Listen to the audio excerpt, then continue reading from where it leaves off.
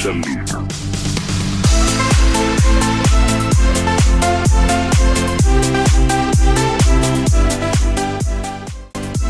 Shalom, perkenalkan nama saya Resti May. Hai, perkenalkan nama saya Supriyani Luntunggong. Perkenalkan nama saya Angelina Hasan.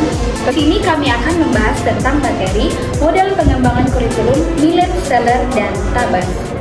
Baik, pembahasan kita yang pertama yaitu tentang model pengembangan kurikulum Miller-Seller.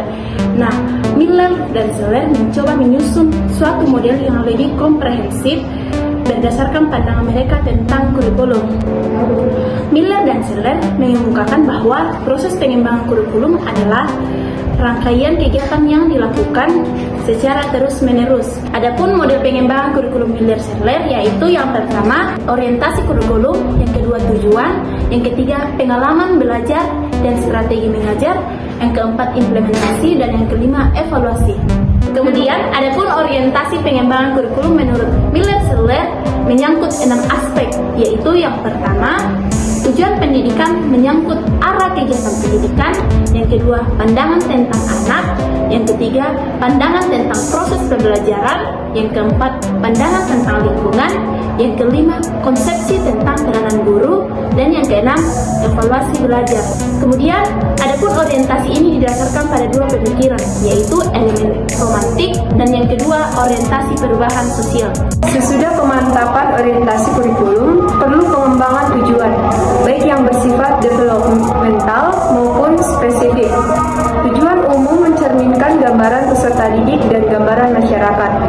Adapun tujuan mempunyai 3 tingkatan, yaitu tujuan tanggung jawab sosial, tujuan yang bersifat pengembangan, dan tujuan instruksional. Dalam model Miller dan Seller, guru perlu memilih model posisi yang sesuai. Pertimbangan dalam memilih strategi yaitu yang pertama, keseluruhan model sejalan dengan tujuan, yang kedua, struktur model serasi dengan kebutuhan siswa, ada yang menghendaki banyak pengarahan, ada yang kurang pengarahan, ada yang menghendaki lebih bebas.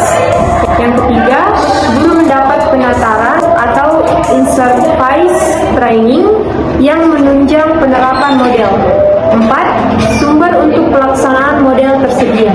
Miller dan Seller mengemukakan bahwa implementasi kurikulum merupakan suatu penerapan konsep, ide, program atau tatanan kurikulum ke dalam praktek pembelajaran atau aktivitas-aktivitas baru sehingga terjadi perubahan pada sekelompok orang yang diharapkan berubah. Menurut model Miller-Seller, prosedur-prosedur evaluasi dalam pengembangan kurikulum hendaknya merefleksikan orientasi seseorang. Prosedur evaluasi yang dibakukan pada umumnya tidak sesuai dengan kurikulum transformasi. Materi selanjutnya yaitu mengenai model pengembangan kurikulum menurut Tabas. Model pengembangan kurikulum ini dikembangkan oleh Hilda Taba atas dasar data induktif yang disebut model terbalik. Karena biasanya pengembangan kurikulum didahului oleh konsep-konsep yang secara deduktif. Adapun langkah-langkah dalam pengembangan kurikulum yaitu yang pertama, mengadakan unit-unit eksperimen bersama dengan guru-guru.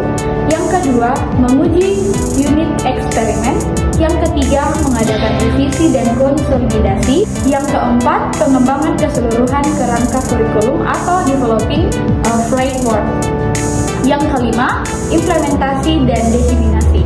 Kemudian, langkah-langkah yang dilakukan dalam proses pengembangan kurikulum menurut Taba adalah yang pertama, diagnosa kebutuhan, yang kedua, formulasi pokok-pokok, yang ketiga, seleksi isi, yang keempat, organisasi isi, yang kelima, seleksi pengalaman belajar, yang keenam, organisasi pengalaman belajar, yang ketujuh, penentuan apa yang harus dievaluasi dan cara melakukannya.